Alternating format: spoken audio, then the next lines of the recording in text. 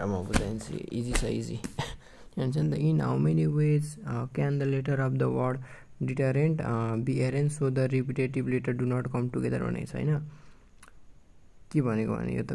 तिमीले बुझिहाल्यौ होइन हामीले यसलाई गर्नको लागि चाहिँ के गर्नुपर्छ भने रिपिटेटिभ होइन रिपिटेटिभ छ नि त्यसलाई चाहिँ माइनस गर्नुपर्छ केसँग भन्दा टोटल नम्बरसँग माइनस गर्नुपर्छ रिपिटेटिभलाई होइन अब यहाँ हामीले टोटल नम्बर थाहा पार्नुको लागि त के गर्नु पर्यो भन्दाखेरि त DETERRANT डिटरेन्ट छ नि त अब यो डिटरेन्टलाई गर्न कति छ 1 2 3 4 5 6 7 8 9 छ तब त्यही भएर माथि 9 फ्याक्टोरियल लेख टोटल अब डिभाइड बाई कतिवटा रिपिटेड नम्बर छ भन्दा एउटा यो भइगयो दुईटा यो भइगयो अनि तीनटा भइगयो तीनटा रिपिटेड छ नि त त्यही भएर कति खेप रिपिट छ यी दुई खेप त्यही भएर एक खेप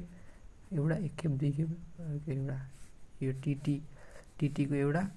ईको एउटा आरआरको एउटा किनभने एउटै नम्बर दुई खेप रिपिट भएर बस्नु पाइन्छ अब माइनस गर्नु पर्यो माइनस के अब यहाँ के छ रिपिटेटिभ छ नि त अब यो जुन छ नि यो रिपिट भएको TTEERR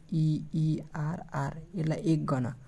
सबै रिपिट भएकोलाई 1 गर्न अनि 2 भयो यसले 3 भयो यसले अनि यसले भयो 4 यसले गरेर हाम्रो के भयो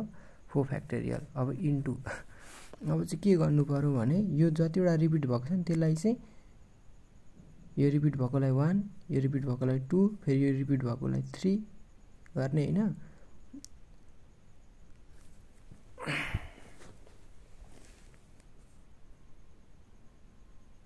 3 गर्ने होइन त्यसपछि 4 5 6 यसलाई चाहिँ एक एकवटा गर्ने त्यही भएर 6 फ्याक्टोरियल डिभाइडेड बाई अब रिपिट भएकोलाई फेरि तलै लेखिदिने 2 factorial into 2 factorial into 2 factorial अब यो सबै क्यालकुलेटर मान्दाखेरि एन्सर आउँछ कति छ एन्सर त्यति नै आउँछ 43200 डन यो बुझेनौ 4 फ्याक्टोरियल भनेको के अरे यो जतिवटा यो रिपिट भएको छ त्यसलाई चाहिँ एक मात्रै मान्ने रिपिट भएकोलाई एक मान्ने अनि रिपिट नभएकोलाई त्यो कतिवटा छ त्यो गर्ने 1 2 3 त्यही भएर 3 3 + 1 यो 4 भएको होइन अब यो 6 चाहिँ कसरी आयो भन्दाखेरि 3 त हामीले रिपिट भएकोलाई 1 मानेको छ होइन त त्यो अनि रिपिट नभएकोलाई पनि फेरि 1 1 मान्ने 3 4 5 6 अनि यो त रिपिट भएको